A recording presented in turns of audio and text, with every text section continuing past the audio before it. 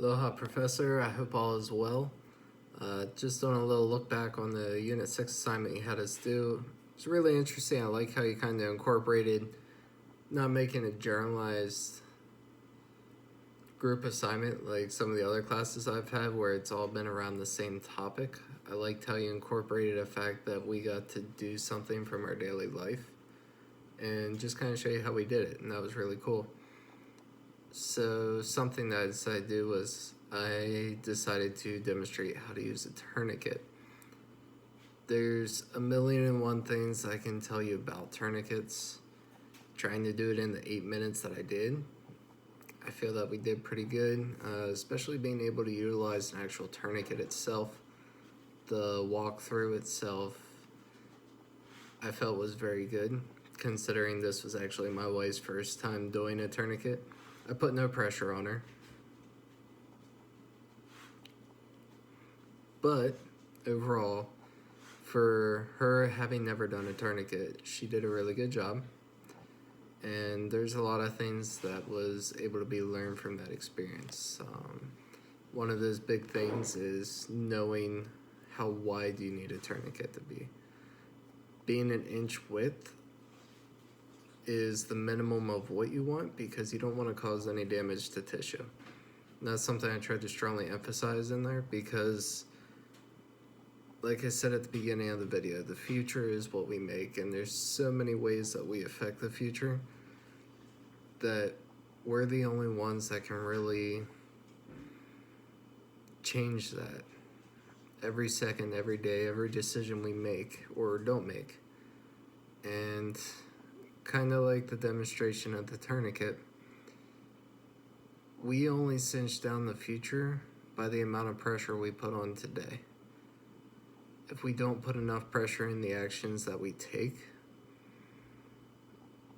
then we're never really going to progress. We're going to stay in a neutral state.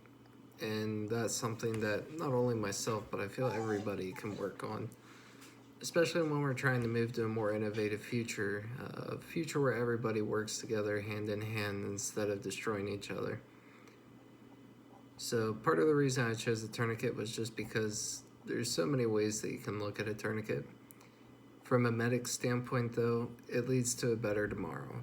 Not only are you controlling hemorrhage, but you're controlling the amount of time you've given that person to buy themselves to be able to get to the next echelon of care. And not only that, you're also enabling somebody to potentially keep something that they would have originally lost had you not been there to utilize those skills. I feel like there's a lot that I could have improved on, especially for the fact that, when it comes to something like this, I'd rather do hands-on with it, especially with a crowd, just because at that point, you get a better understanding of what it feels like to use the equipment and how much pressure you actually need to put on the equipment to be able to get the full effects of it. With this being an online seminar though, I believe it turned out as best as it could have. And really there's so many other things I'd like to show you on how to use, especially being a medic. Unfortunately, we don't get that time, nor do I have all the equipment that would be fun to show you. So overall, I feel like the project itself was really good. That's me. I'm biased. I'm a medic. Don't hate me. My wife, she's still giving me a little bit of a hassle, but overall, she did good. So next presentation, I'm not sure what we're gonna do or how I'm going to go about it just yet. Just kind of going with the flow. We'll see how it goes. And hopefully I can do something to kind of wow everybody. But as always, Professor, pleasure getting to talk to you. Thank you again for allowing me to do something cool like this. Not many people would do that. And hopefully we can come up with something cool, something better, and look forward to the next class. Take care, and I look forward.